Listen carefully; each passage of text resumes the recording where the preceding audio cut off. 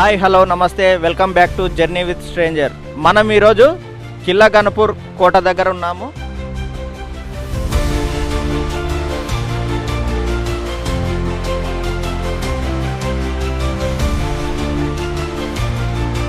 వనపర్తి మరియు మహబూబ్ నగర్కు మధ్యలో 25 కిలోమీటర్ల దూరంలో ఉన్న కిల్లా గణపూర్ అనే కోటలో ఉన్నాము. కిల్లా అంటే మనకు కోట అనే అర్థం తెలుగులో. ఈ యొక్క కిల్లా గణపూర్ను సుమారు 13వ శతాబ్దంలో గోన బుద్ధారెడ్డి కొడుకైన గోన గణపతి రెడ్డి ఈ యొక్క కిల్లా గణపూర్ను పాలించడం జరిగింది.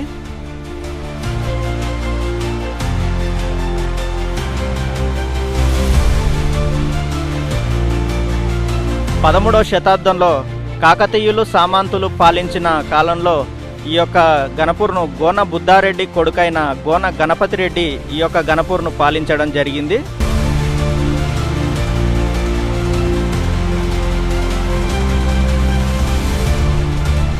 బుద్ధారెడ్డి కొడుకైన గోన గణపతి రెడ్డి పాలించే కాలంలోనే ఇక్కడ గణపతీశ్వరాలయం నిర్మించడం వలన ఈ యొక్క ఊరుకు గన్పూర్ అని పేరు రావడం జరిగింది.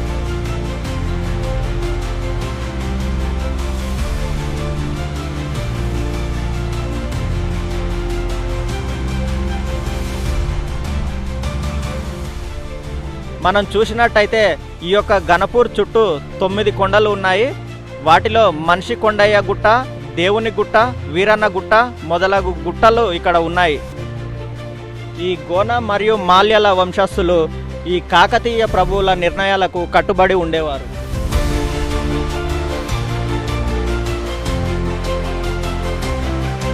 వీరు కాకతీయ ప్రభువుల వద్ద సామంత రాజులుగా పరిపాలన సాగించేవారు అని రుద్రమదేవి కాలంలో ఇక్కడ గణప సముద్రాన్ని కూడా నిర్మించారు. ఈ కిల్లా గణపూర్ను రేచర్ల పద్మనాయకులు మరియు గోన వంశస్థులు 13వ శతాబ్దంలో పాలించడం జరిగింది.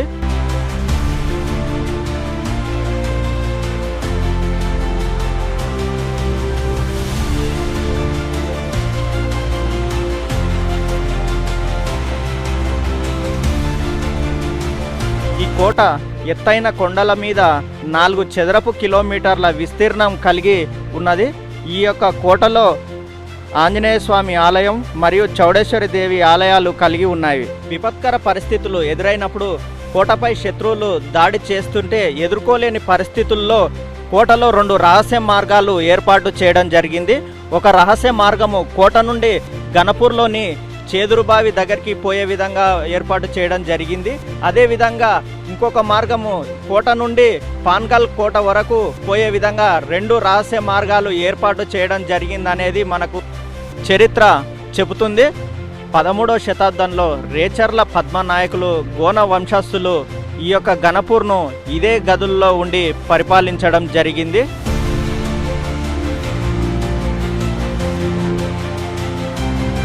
గోన గణపతి రెడ్డి నాగర్ కర్నూలు జిల్లా పక్కనే ఉన్న నంది వర్ధమానపురం అంటే నంది ఒడ్డమాన్గా పిలుస్తున్న ఆ యొక్క గ్రామాల నుండి కాకతీయ కందూరు వరకు ఆ గ్రామాలను పాలించడం జరిగింది.